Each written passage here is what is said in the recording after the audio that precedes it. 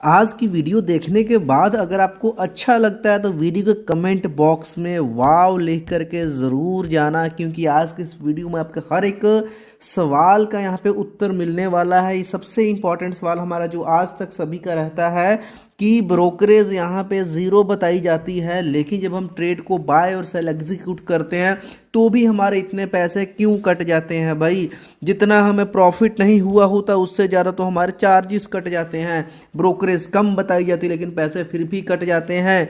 हमें ऐसा कोई ब्रोकर बताओ जिसमें कि हमारा कम ब्रोकर्स लगे, लेकिन आज तक ऐसा कोई ब्रोकर ही नहीं है जहां पे आपको बिल्कुल फ्री में कुछ भी मिले। तो यहाँ पे अगर ब्रोकरेज के बाद यहाँ पे अगर कोई मेन कल्प्रिट आता है जो सबसे ज़्यादा यहाँ पे महंगा, जिसके सबसे ज़्यादा चार्जेस बनते हैं, उसका नाम है, उस बला का नाम है STT चार्जेस। STT चार्जेस तो हम इसको आज कवर करने वाले हैं।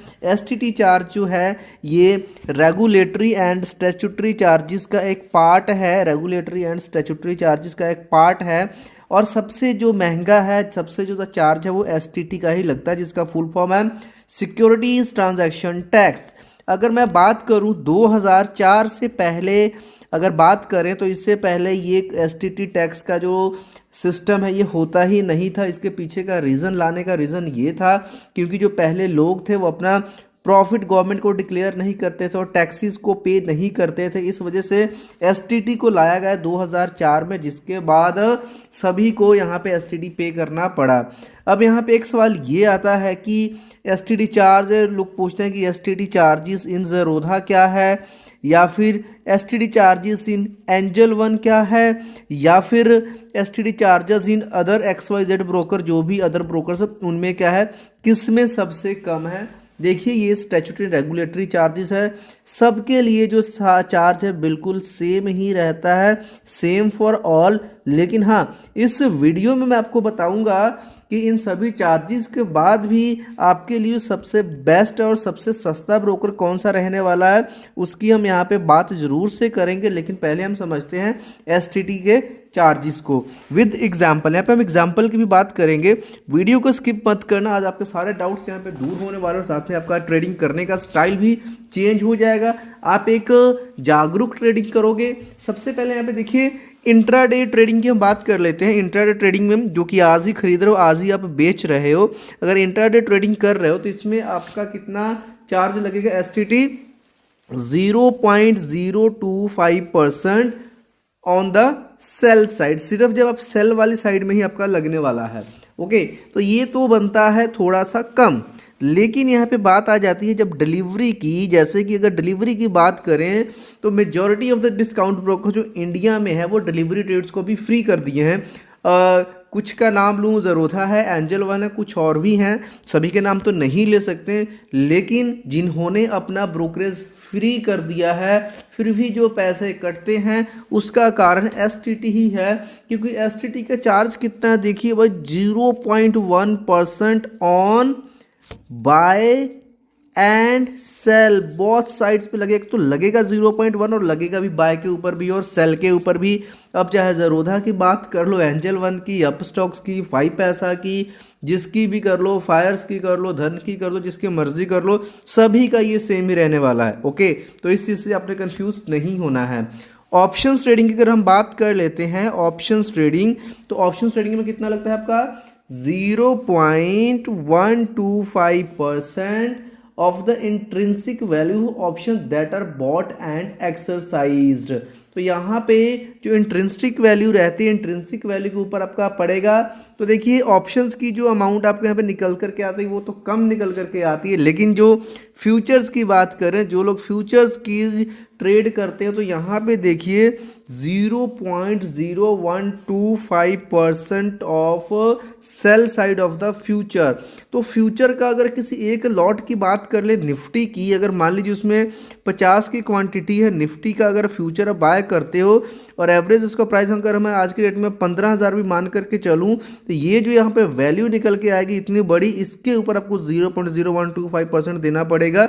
इसके कैलकुलेशन में आगे करके भी बताऊंगा कितनी ज़्यादा यहाँ पे अमाउंट ये निकल करके आएगी। अप्रॉक्सीमेट अब ये मान कर चलो कि 95 रुपीज़ के आसपास एक लॉट के ऊपर फ्यूचर्स के ऊपर आपको ये पे करना पड़ेगा एसटीटी चार्ज, प्लस जो यहाँ पे ब्रोकर के चार्जेस है वो तो भाई आपके अलग रहने वाले हैं। ये एसटीटी चार्जेस हैं, इसके अलावा स्टैंप ड्यूटी है, उसके अलावा में एनएससी के अपने चार्जेस हैं, एक्सचेंजेस के स्टैंप ड्यूटी है, जीएसटी वगैरह लगती है, वो सभी चीज़ें माइनर हैं, उनको आप इग्नोर कर भी सकते हो और वो सभी में भाई लगने ही लगने हैं। और साथ में डिलीवरी ट्रेड्स में पैसा एक और लगने का कारण एक ये रहता है कि जब भी हम स्टॉक को बेचते हैं ना, मान लो आप उसको 10 दिन 20 दिन के बाद बेच रहे हो तो वहाँ पे एक डीपी चार्ज लगता होता है।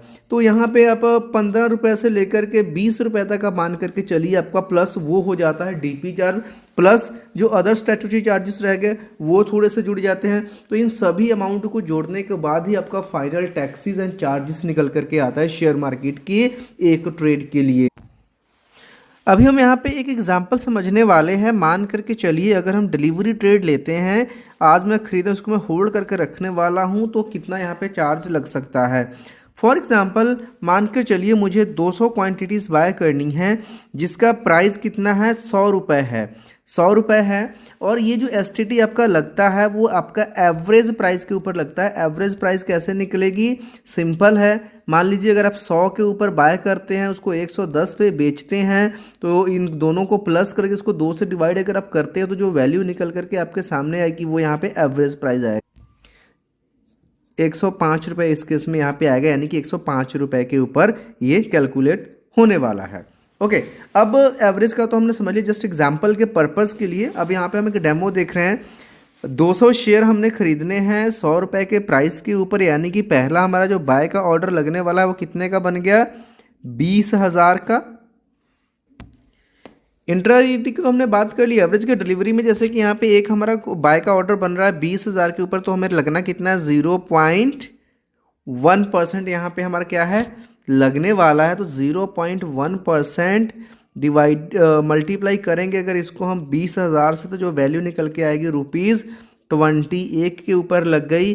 अब मान करके चलिए इसको हम 105 पे बेच 110, मान लीजिए कि हमने 100 रुपये पे ही बेच दिया, नो प्रॉफिट नो लॉस के ऊपर ही हमने बेच दिया, क्योंकि हम टेंशन में थे बढ़ेगा कि नहीं बढ़ेगा। तो यहाँ पे मैंने 20,000 में ही बेच दिया, सेम ऑर्डर है, वही जो मेरे पास था उसको मैंने बेच दिया। अगेन मुझे कितने रुपए लगेंगे, 20 रुपये मुझे बेचने के ऊपर भी एसटीडी लग गया, एसटीटी सिक्योरिटी ट्रांजैक्शन टैक्स लग गया। ब्रोकरेज क्या थी, 0, लेकिन इस ऑर्डर को एग्जीक्यूट करते करते कितने रुपए लग गए, 20 + 20 बाय और सेल, यानी 40 रुपये तो बिना ब्रोकरेज के भी लग गए। तो इंटरडे से भी महंगी ब्रोकरेज यहाँ पर डिलीवरी में देखने को मिल गई। इसके ऊपर से अलग से टैक्सेस अभी इसके अलावा भी बन जाते हैं, और भी कई सारी चीज़ें इसमें ऐड हो जाती हैं। तो जो थोड़ी बहुत अमाउंट इसकी और ज़्यादा नहीं बढ़ेगी, 40 से ज़्यादा नहीं जाएगी वैसे तो। ओके, तो इस तरीके से कैलकुलेशन चलते। अगर इंट्राडे में है तो सेल साइड में लगेगा, कितना लगे वो हमने पहले बात कर ली, 0.025% है। फ्यूचर्स की बात कर ली कि फ्यूचर की जो पूरी वैल्यू बनती है उसके ऊपर लगता है 0.012%। तो इस तरीके से एसटीटी चार्ज कैलकुलेट होता है। आई होप कि आप ये समझ गए होंगे कि प्रॉफिट से ज़्यादा चार्जेस क्यों लग जाते हैं। इसका आपको जवाब मिल गया हो। कोई डाउट क्वेश्चन कमेंट बॉक्स में आ जाइए। एक सवाल मेन रह गया भाई, तो किस ब्रोकर में अपना अकाउंट खोलें। तो देखिए सभी ब्रोकर अच्छे हैं। जो फाइनल रिकमेंडेशन के लिए आप मेरा डिस्क्रिप्शन बॉक्स चेक कीजिए या कमेंट बॉक्स चेक कीजिए, जिसमें मैं अपडेट कर दूंगा, क्योंकि वीडियो में तो हम बार बार अपडेट नहीं कर सकते। आज की डेट की अगर बात करता हूँ तो आप अगर मैं बोलता हूँ तो देखिए सभी ब्रोकर्स ही अच्छे हैं। ज़ेरोधा एंजल वन तो नो डाउट अच्छे ही हैं। तो मेजर क्वेरीज लोगों की वो है, तो नो डाउट आप ज़ेरोधा में जा सकते हो अगर आपको ज़्यादातर डिलीवरी ट्रेड्स चाहिए। अगर एंजल वन में जा सकते हो अगर आप इंट्राडे करते हो। इन दोनों के में साथ में अगर आज आप अकाउंट ओपन करते हो तो देखिए अकाउंट ओपनिंग भी बिल्कुल फ्री है, और एएमसी भी फर्स्ट ईयर के लिए आपको बिल्कुल फ्री मिलेगी। और एंजल वन में अगर आप आज खोलते हो तो यहाँ पे आपको 30 डेज़ की ब्रोकरेज भी फ्री मिलने वाली है। डिटेल आपको नीचे वीडियो के डिस्क्रिप्शन में मिल जाएगी। तो अच्छी लगी तो कमेंट में वो लिख करके जरूर जाना। डाउट क्वेश्चन कमेंट करना। मिलते हैं नेक्स्ट वीडियो में, तब तक के लिए बाय बाय।